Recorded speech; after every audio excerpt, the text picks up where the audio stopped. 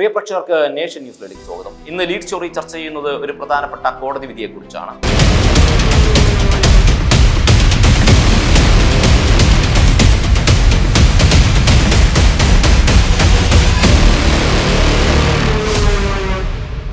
ശിശുദിനമാണ് ഇന്ന്. ശിശുദിനത്തിൽ പാലത്തായി പോക്സോ കേസിൽ അധ്യാപകനെ ശിക്ഷിച്ച് തലശ്ശേരി പോക്സോ കോടതി. ഏറെ വിവാദമായ കേസിൽ BJP നേതാവ് കുനിയിൽ പത്മരാജൻ കുറ്റക്കാരനാണെന്ന് കോടതി കണ്ടെത്തിയിരിക്കുന്നു. ശിക്ഷാവിധി നാളെ പ്രഖ്യാപിക്കും. പരാതി വ്യാജമെന്നും SDPI ബന്ധാരോപണങ്ങളുമെല്ലാം തള്ളി കോടതി തീരുമാനം പറഞ്ഞിരിക്കുകയാണ്. പ്രോസിക്യൂഷനും ഇതൊരു ആശ്വാസം തന്നെയാണ്. ഏറെ കോളിളക്കം സൃഷ്ടിച്ച കണ്ണൂർ പാലത്തായി പീഡനക്കേസിൽ തലശ്ശേരി പോക്സോ അതിവേഗ കോടതി വിധി പറഞ്ഞിരിക്കുന്നു. അധ്യാപകനും BJP നേതാവുമായ കുനിയിൽ പത്മരാജൻ കുറ്റക്കാരനാണെന്ന് കോടതി വിധിച്ചിരിക്കുകയാണ്. സ്കൂളിലെ 10 വയസ്സുകാരിയായ വിദ്യാർത്ഥിനിയെ ലൈംഗികമായി പീഡിപ്പിച്ചു എന്ന കേസിലാണ് വിധി. രാഷ്ട്രീയ വിവാദം കൂടിയായ കേസിലെ പരാതി വ്യാജമാണെന്നും SDPI ഗൂഢാലോചനയാണ് പിന്നിലുള്ളതെന്നുമായിരുന്നു BJP ആരോപണം. ഇത് തള്ളുന്നതാണ് കോടതി വിധി. ശിശുദിനത്തിലാണ് പാലത്തായി പീഡനക്കേസിൽ വിധി പറഞ്ഞതെന്നും ശ്രദ്ധേയമാണ്. ശിക്ഷ നാളെ പ്രഖ്യാപിക്കും. ജീവപര്യന്തമെങ്കിലും ശിക്ഷ നൽകണമെന്ന് പ്രോസിക്യൂഷൻ ആവശ്യമുന്നയിക്കും. 2020 മാർച്ച് 16 തലശ്ശേരി DYSPക്ക് ലഭിച്ച പരാതിയായിരുന്നു തുടക്കം.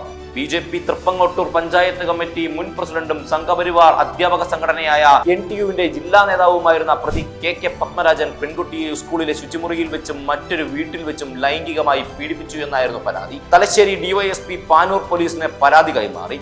അന്വേഷണത്തിൽ പരാതി വ്യാജമാണെന്നായിരുന്നു ആദ്യ കണ്ടെത്തൽ. എന്നാൽ പ്രതിക്കെതിരെ നടപടിയെടുക്കാത്തതിൽ പ്രതിഷേധമുയർന്നതോടെ പോക്സോ ചുമത്തി കേസെടുത്തു. ഏപ്രിൽ 15 ബന്ധുവീട്ടിൽ ഒളിവിൽ കഴിഞ്ഞിരുന്ന പത്മരാജനെ അറസ്റ്റ് ചെയ്തു. അന്വേഷണ സംഘത്തിനെതിരെ പരാതിക്കാരിയായ കുട്ടിയുടെ കുടുംബത്തിന്റെ വിമർശനങ്ങൾ ഉയർന്നതോടെ കേസ് ക്രൈംബ്രാഞ്ചിന് വിട്ടു. എന്നാൽ ക്രൈംബ്രാഞ്ച് കുറ്റപത്രം സമർപ്പിക്കുന്നതിൽ അലംഭാവം കാട്ടി. 90 ദിവസം തികയുന്നതിന് മണിക്കൂറുകൾക്ക് മുമ്പാണ് കുറ്റപത്രം നൽകിയത്. പോക്സോ വകുപ്പും കുറ്റപത്രത്തിൽ ഉൾപ്പെടുത്തിയില്ല. പോക്സോ ചുമത്താത്തതിനാൽ ഹൈക്കോടതിയിൽ നിന്ന് പ്രതിക്ക് ജാമ്യവും ലഭിച്ചു. ഇതോടെ കുട്ടിയുടെ അമ്മ ഹൈക്കോടതിയെ സമീപിച്ചതിന് പിന്നാലെ അന്വേഷണം നാർക്കോട്ടിക് സെൽ ASP ആയിരുന്ന രേഷ്മ രമേഷിന് നൽകി. എന്നാൽ ഈ അന്വേഷണവും തെറ്റായ ദിശയിലാണെന്ന് കോടതിയിൽ പ്രോസിക്യൂഷൻ ചൂണ്ടിക്കാണിച്ചതോടെ വീണ്ടും അന്വേഷണ സംഘത്തെ മാറ്റി. DIG S ശ്രീജിത്തിനായിരുന്നു അന്വേഷണ ചുമതല. അന്വേഷണത്തിനിടെ പ്രതി നിരപരാധിയാണെന്ന് S ശ്രീജിത്ത് പറയുന്ന ശബ്ദരേഖ പുറത്തു വന്നത് വൻ വിവാദവുമായി. ശബ്ദരേഖ ശ്രീജിത്ത് നിഷേധിക്കുകയും ചെയ്തിരുന്നില്ല. ഇതിന് പിന്നാലെ വീണ്ടും അന്വേഷണ സംഘത്തെ മാറ്റി. ADGP EJ Jayarajan, Taliparamba DYSP ആയിരുന്ന TK രത്നകുമാർ എന്നിവരുടെ സംഘത്തിനായിരുന്നു അടുത്ത ചുമതല. ഇവരുടെ അന്വേഷണത്തിലാണ് പോക്സോ ചേർത്ത് അന്തിമ കുറ്റപത്രം നൽകിയത്. കൂടാതെ പീഡനമുണ്ടായ ശുചിമുറിയിൽ നിന്ന് രക്തസാമ്പിളുകൾ അന്വേഷണ സംഘം കണ്ടെത്തുകയും ചെയ്തു. 5 തവണ അന്വേഷണ സംഘത്തെ മാറ്റിയ പാലത്തായി കേസിൽ തുടക്കം മുതൽ രാഷ്ട്രീയ വിവാദവും ഉണ്ടായിരുന്നു. പീഡന പരാതിക്ക് പിന്നിൽ SDPIയും ജമാഅത്തെ ഇസ്ലാമിയുമാണെന്നായിരുന്നു BJP ആരോപിച്ചിരുന്നത്. തലശ്ശേരി പോക്സോ കോടതി ജഡ്ജി MT ജലജറാണിയാണ് കേസിൽ വിധി പറഞ്ഞത്. ഇതോടെ രാഷ്ട്രീയ ആരോപണങ്ങളുടെ പ്രസക്തി കുറഞ്ഞു. കേസ് അന്വേഷിച്ച TK രത്നകുമാർ ഇത്തവണ തദ്ദേശ തിരഞ്ഞെടുപ്പിൽ CPM സ്ഥാനാർത്ഥിയായി മത്സരിക്കുന്നുണ്ട്. ഈ സാഹചര്യത്തിൽ കേസിലെ കോടതിയുടെ കണ്ടെത്തൽ പ്രോസിക്യൂഷനും സർക്കാരിനുമെല്ലാം ആശ്വാസം തന്നെയാണ്. അല്ലാത്ത പക്ഷം വലിയ രാഷ്ട്രീയ പ്രചരണം സർക്കാരിനെതിരെ ഉണ്ടാകുമായിരുന്നു.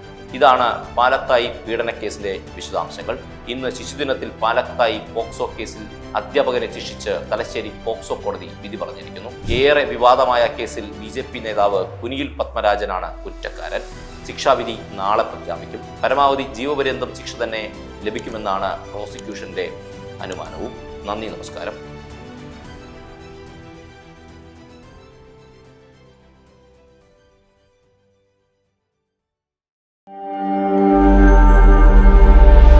നാഷൻ ന്യൂസ് ലൈവ്, സത്യം, ചരിത്രം, വർത്തമാനം.